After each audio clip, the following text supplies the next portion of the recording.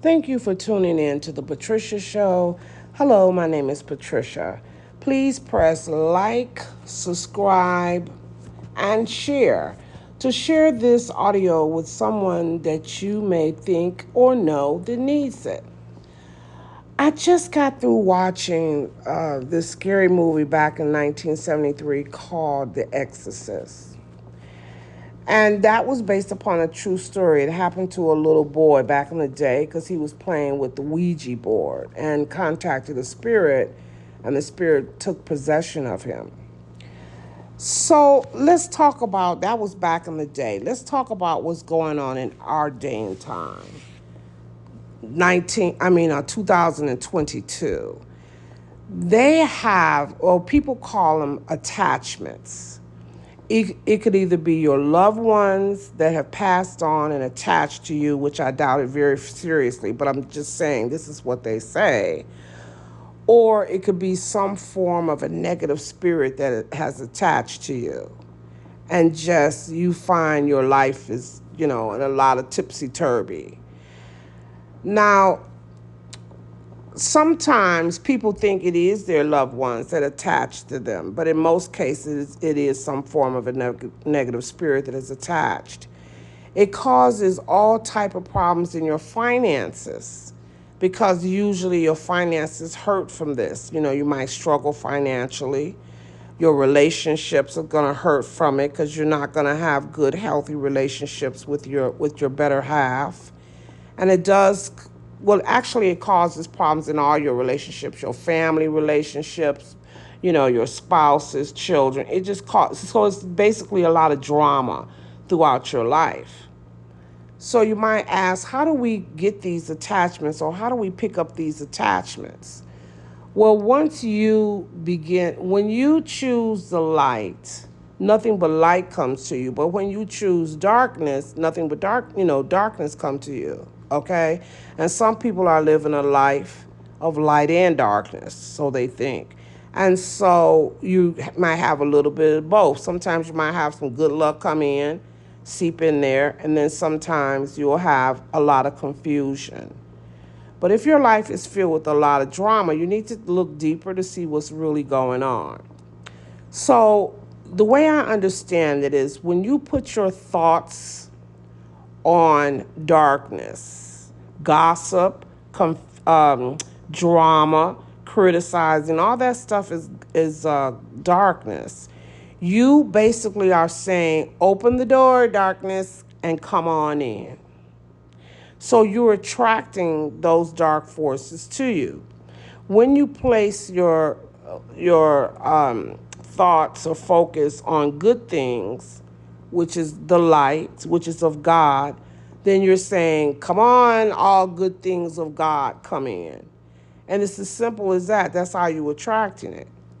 Now, you may ask, how do I know when there's a spirit attachment? Sometimes, sometimes you may not know. And then sometimes you may know if your money is like I said, if it's really suffering, if there's a lot of confusion, especially if you're the type of person that never have drama around you. Let's say you very rarely had drama around you, and all of a sudden it's just drama, drama, drama.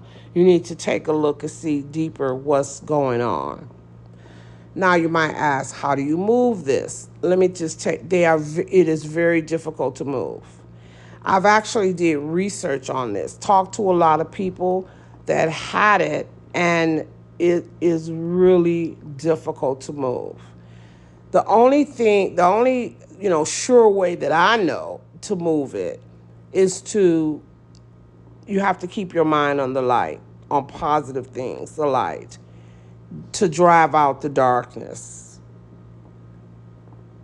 And that's really, to be honest, is the only thing I know that surely I would say definitely works. When you go to these people and you pay your money, it's just I've really never heard of anybody who really paid their money and really got a cure. Whatever was bothering them was gone. I just have not saw that. And it's a shame because it's a lot of people out here that's pretending than saying they can move attachments and they can't. I know this one company, they have several different offices throughout the United States. This lady has about 4 or 5 offices. She's charging like $900. And she tell you that over a 3 month period, she will move it. And I know people that have went to her and they didn't move a thing. Another way I know that I've heard that is people be successful in moving them. If you're familiar with Diane Cannon, she was a spiritual person that really did a lot of research and investigation. She had created this hypnosis technique where they put you under hypnosis and then connect with your higher self, and then your higher self would move them. Now, I've heard this was very effective. So that's another way that you could also try to move them, is that way through your higher self. Now, sometimes these attachments could be past life karmas. Maybe something you did in a past life and you're experiencing it with these attachments. So for example, let's say in a past life you controlled other people's life, or you was a priestess of some sort and you controlled other people's life. Well, and then in this life you're having problems with attachments because they're involved in your life and they're trying to control your life. So it would be the same thing. You see what I mean? You control somebody else's life, now that these spirits are trying to control yours. So it could be karma balancing as well. It could be that too. And then it could be somebody put a generational curse on your family, and that's how you got it, or somebody simply put a curse on you, or that's why you got it. I know in the African continent, they can, I don't know about them. Oh yeah, Americans, I would say, because I knew a lady down in New Orleans that was able to do this. They could just send these spirits to your home to cause havoc. I know in Africa they definitely do that. And the lady that I knew, she passed away, I think last year, 2001. She was a minister. So, you can't trust everybody, honey. But she was a minister. And I remember her son telling me, like, she would put curses on people.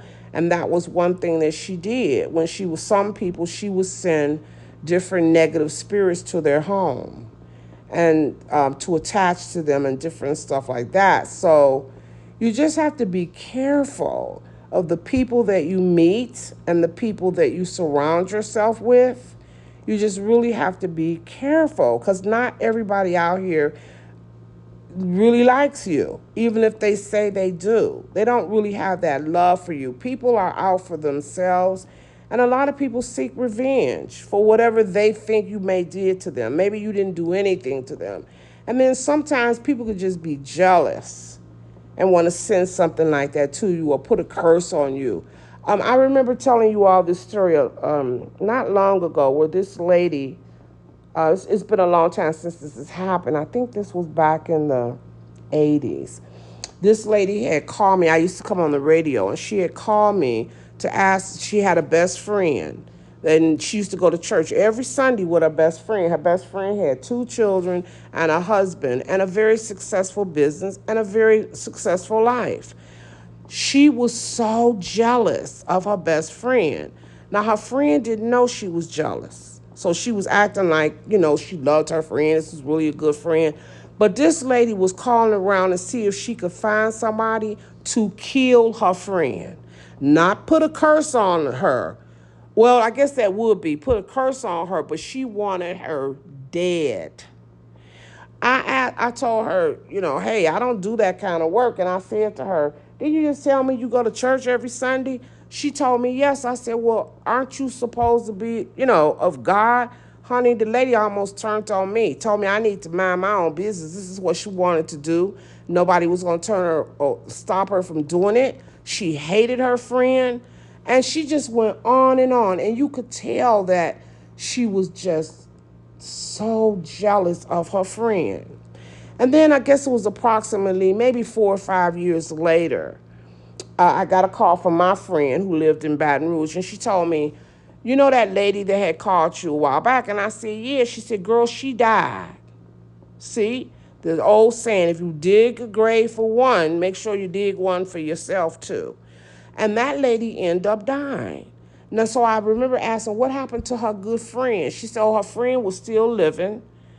And I said, well, did the friend know, did the friend ever find out that her friend hated her like that? And she said, no. The friend, was really crying and broke up at the funeral. She really did think that was her friend. So I always tell people too, you have to watch who you calling your friend. Because when people do bad things to you, they have to know some of your business in order to do it. You see what I'm saying? Ain't no stranger coming up putting no curse on you for nothing. It's usually somebody that you know that has done it. And a lot of times we think it's not our best friend. Let me tell you one more story.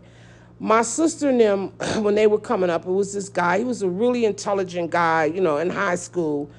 When I first met him, graduated from high school, always wore suits and wanted to really, he had a lot of goals and ambitions. His mother had told him, never when you go out party, leave your drink unattended. Don't do that because people are cruel. They'll try to put something in it. This boy used to always watch his drink, okay? So one day he went to a party with his best friend. He trusted his best friend immensely. He got up to go to the bathroom, told his friend to watch his drink, make sure nobody put nothing in it. When he came back, he drank the drink. Come to find out, the best friend had put something in his drink to make him absolutely trip out. The boy started going up and down the street naked. I mean, he just tripped out. They had to end up putting him in a mental institution, and he never did come back to his right mind. He went to the mental institution. He came back, and he would be okay for a minute, but always, still sick. We running up and down the street naked or something, still sick. When all this happened, his friend came out and actually said he did it. He said he had put something in his drink because he really didn't like him. He said, he think he was better than everybody else. He think he gonna be something in life. I was just shocked. So this is somebody who he thought was his friend that had put something in his drink to make him lose his mind permanent. So you have to watch the people that you run with or the people that you're calling your so-called best friends. You can't trust everybody. You just can't. So I wanted to talk about this to let you know. I have a friend now that's from Africa, and he was telling me that, in Africa, it's somebody in their family, a distant cousin or somebody, that had been putting curses on his family, and they believe had killed his sister, his father, and his brother through putting a curse on them. And he's in America. His family is still in Africa, the mother and other brothers, but he's in America. But he said, he was just telling me how he still feel things coming in his room at night. He still feels like he's affected by that curse. And he's on his way going back to Africa this year in December to try to get this removed. He just found a man who told him he can help him. So it doesn't care. I don't care what continent you live on. This thing is happening. And a lot of people will say, oh no, that don't happen. I don't believe in that. I don't believe. This is happening. So it's different ways that you could pick up attachments, but you can't pick them up by people putting curses on you and things like that. So just watch who you're calling your friend. Make sure you surround yourself with God's white light. And, read the Bible or something that you need to do to bring in light in your life to keep these attachments away. Thank you so much for tuning in to the Patricia Show. Have a good week. Bye-bye.